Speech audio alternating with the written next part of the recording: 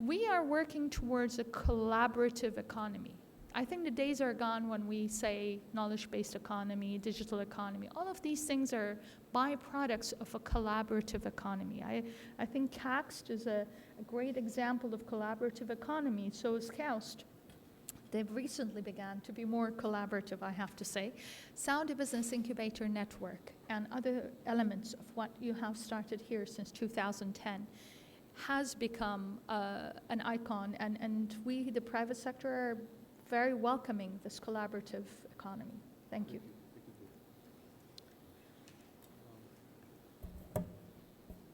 I will turn to Jamal. I will turn now to Jamal. Jamal, given Aramco is a major government-owned major corporation and have supported the establishment of entrepreneurship center, what Aramco role in developing entrepreneurship in the kingdom? بالعربي ولا بالإنجليزي؟ أرد بالعربي ولا بالإنجليزي؟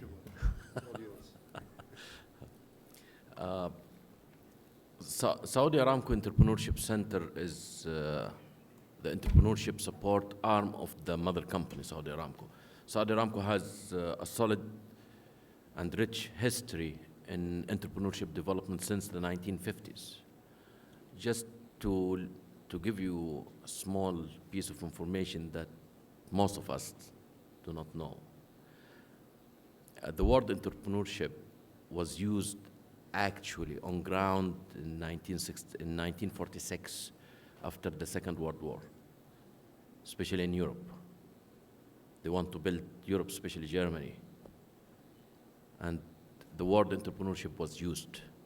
The second time it was used heavily was in 1948 when in the Pentagon, when the United States was preparing to get into a different type of challenge.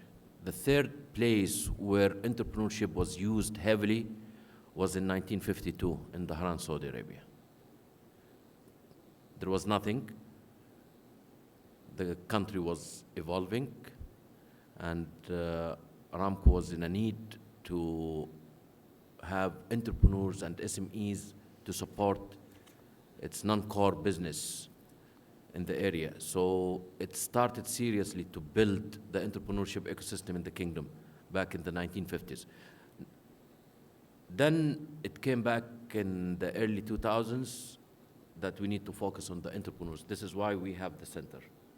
But we are more an enabler than a player. In other words, we do believe in collaboration, and we build programs, and we financial and non-financial programs, and we collaborate with other entities in the ecosystem toward evolving the ecosystem in general. For example, we have, if we talk about tech entrepreneurs, we built something called From Co-op to Entrepreneur. This is focused on engineering and technology students who are going to do an internship in companies. So if they have an entrepreneurial idea, rather than going to a company to do his or her internship as an employee, no, they may come to one of our incubators in Dhahran, located at KFUPM, to do the idea that he or she has. This is dedicated for the students. Now we are working on a new program called From Scientist to Entrepreneur. And this is dedicated for researchers and for university professors. You know, most of them, they have great ideas still in drawers. And it is our role in collaboration with other entities to help those researchers and scientists to look into the feasibility of commercializing their projects. And also, we are working on an assessment of a third program called From Retiree to Entrepreneurs. And this is focusing on tech employees in several organizations who are on retirement. they gained amazing experience, and they have ideas of improvements or new products. So we are working on the assessment right now. But again, I say that we are more an enabler in the market rather than a player, so we collaborate with us. We collaborate with others. The co-op to entrepreneur, we collaborated with KFUPM. The scientist to entrepreneur, we are looking to collaborate with another universities, and the retiree to entrepreneur, we are working on collaborating with a specific organization.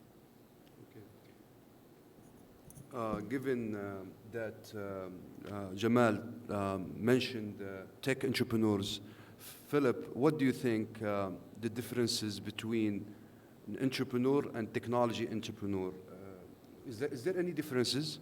And if you can just elaborate more on this.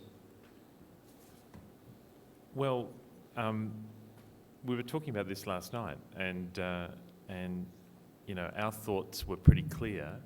Do you think we should ask the question of the audience? So the question is, do we think there's a difference between entrepreneurship and technology entrepreneurship? Raise of hands. Do you think there's a difference?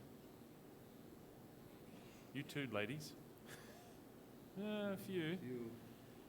Those that don't think there's a difference between technology entrepreneurs and entrepreneurship, it's just all the same. Who thinks that? Who doesn't think? Okay, so we're a bit mixed. I mean, essentially, I think the process is the same. I think you know what the theme I think between all of us is. It's about solving a problem or having an idea in the market. It's about marshalling your resources around that idea: money, staff, IP, patents, marshalling your resources, executing a plan to capture that market share, get the first customer, start raising revenue, you know. And that doesn't matter if you're opening a fish and chip shop, which is an Australian thing, opening a fish and chip shop, or you know, launching the next greatest technology we'll all have in our pockets. So for me, I don't think so. Maybe the other panel members might have a different view, but for me, I don't think there's any difference. The process is the same for the entrepreneur. There are small differences, but for the entrepreneur, if you think about, focus on the individual or the team that are executing the business, I don't think for them the journey's any different.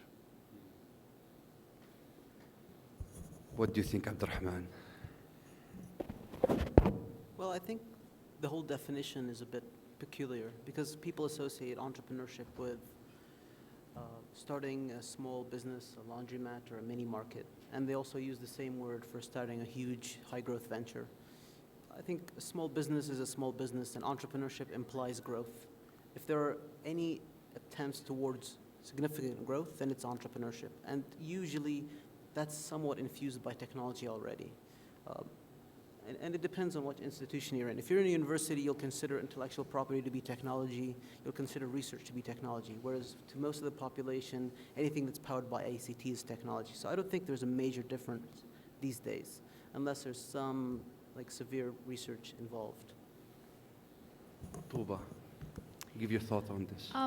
Yes, because I have developed traditional entrepreneurs and technology entrepreneurs, I think the exercise almost starts out the same, but always requires different intervention skills. Sure. And technology entrepreneurs have to adapt to a much faster pace of a changing global market. What they have invented yesterday could be obsolete after 4 or 5 months. And so they have to rapidly innovate. And that mindset is essentially different than someone who's running a traditional business that has an 18-month business cycle of R&D. I mean, how many times are you going to see a new mobile versus how many times are you going to see a new table design? You know, certain processes take different mindsets and different elements. And it is that speed of decision-making, execution, and skill sets that essentially set a technology entrepreneur apart. His market dynamics, the way he's going to reach out to grab that market share, his essential product announcements, his marketing of how he goes about raising awareness about the way he deals with his customers, the whole rationale is very different than regular entrepreneurs. Essentially, a guy who runs a training center is very different in skill set, in mindset, in character skills than a guy who runs a MOOC platform.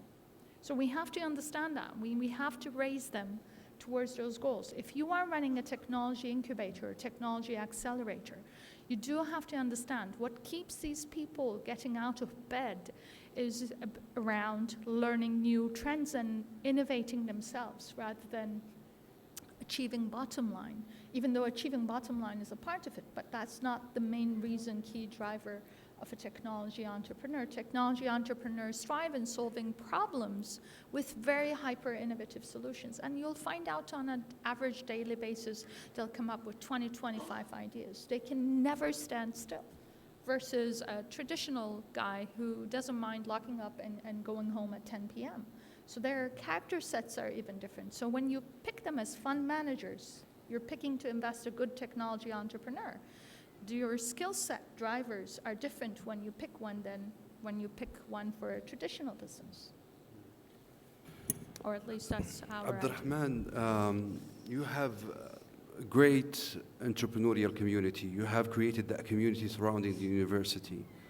What kind of advice that you can give to university that want to start entrepreneurial programs?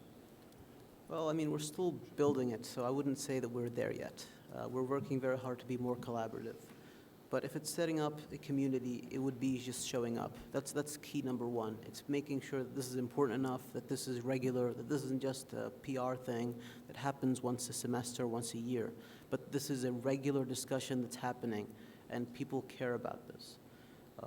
Once that first seed is set, then it'll organically flourish. You'll find students that keep coming to you, that keep pestering you, that keep coming to you with ideas. You'll find people self-select. You'll find other institutions coming to you. You'll find partnerships that become apparent.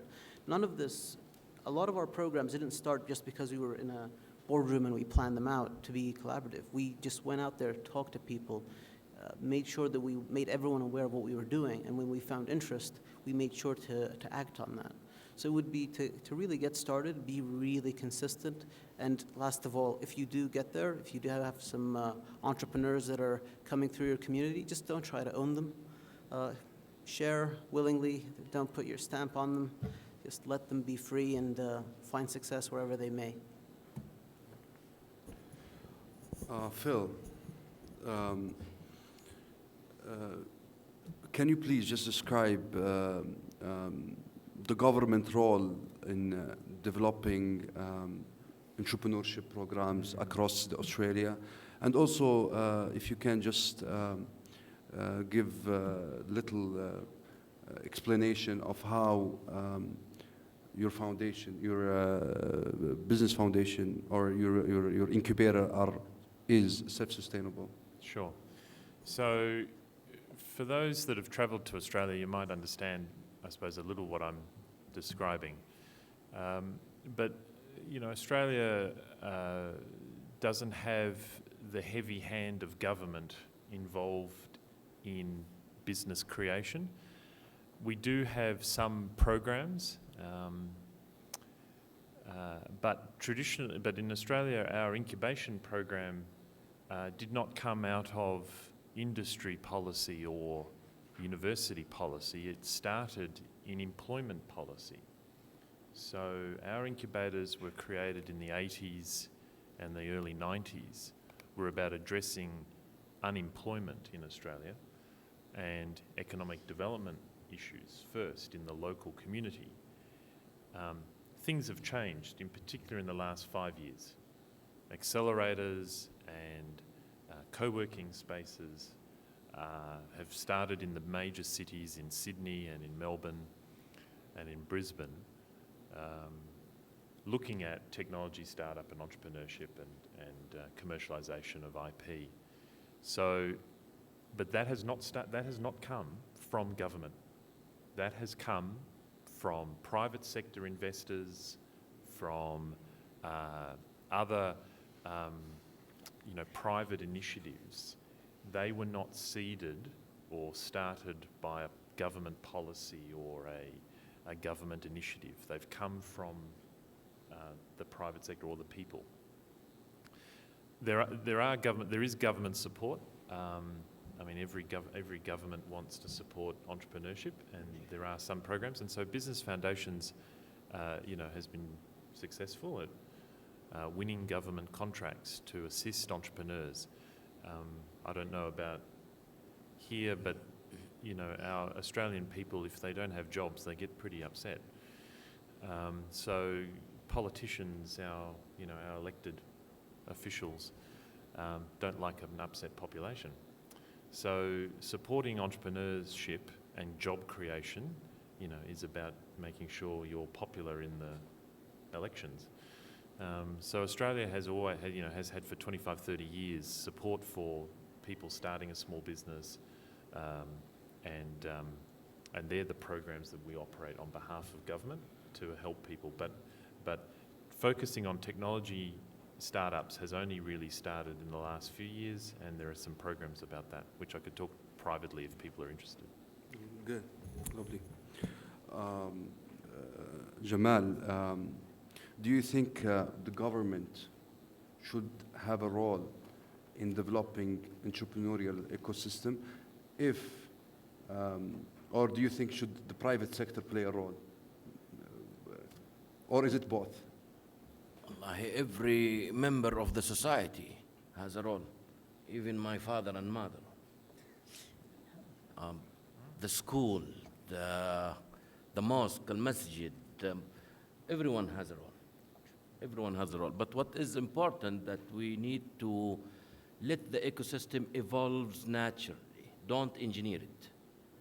We are still new.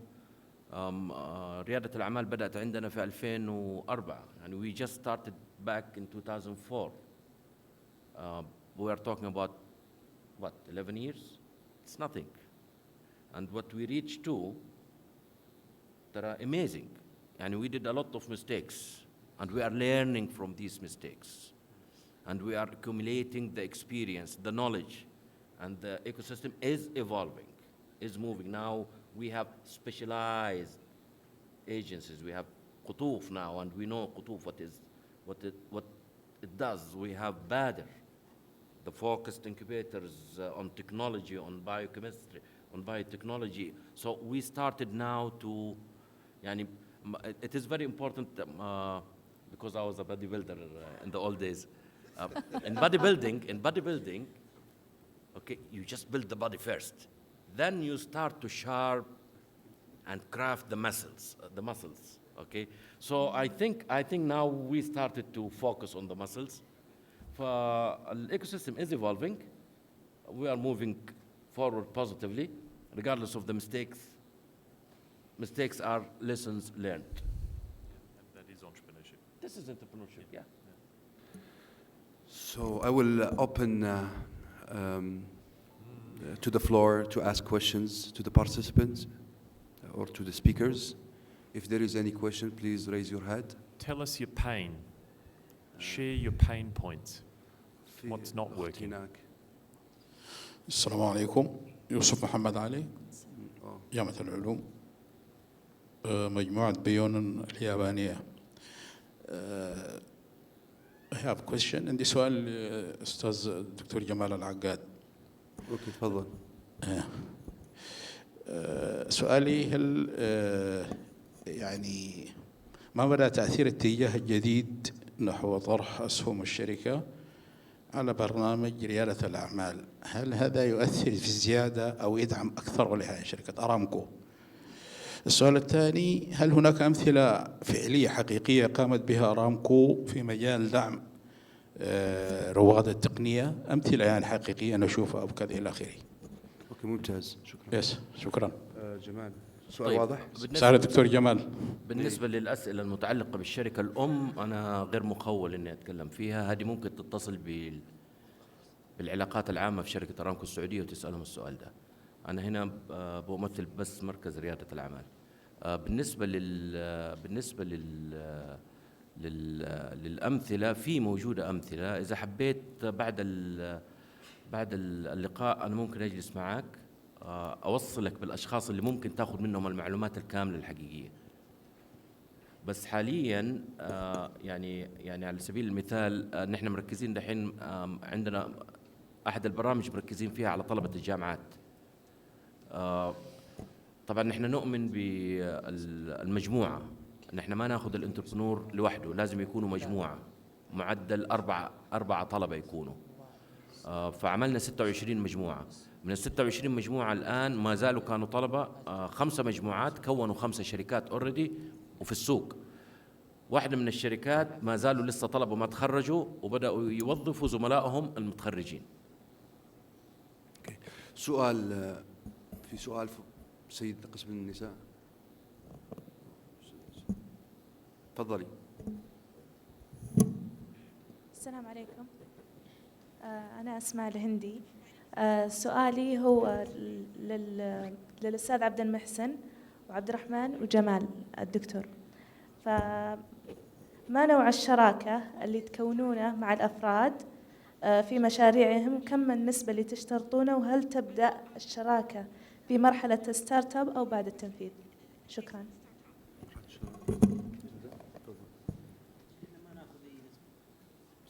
احنا ما ككاوست، احنا كمركز ريادة الأعمال ما ناخذ أي نسبة. واحد يجينا عنده مشروعه حقه، فما ناخذ أي جزء من الأسهم. لكن إذا بعدين بعد البرنامج أخذ يبغى استثمار من كاوست مبالغ كبيرة، ذاك الوقت هي نقاش بين لكن كمركز ريادة أعمال كواحد بيبدأ مشروعه في البداية ما ناخذ منه شيء. بعدين إذا قسم ثاني من الجامعة هو حق التمويل، إذا يناقش معهم ذاك الوقت يمكن يتفقوا على نسبة حسب مستوى الشركة، حسب التكنولوجيا، حسب كم فلوس يطلب وزي كذا.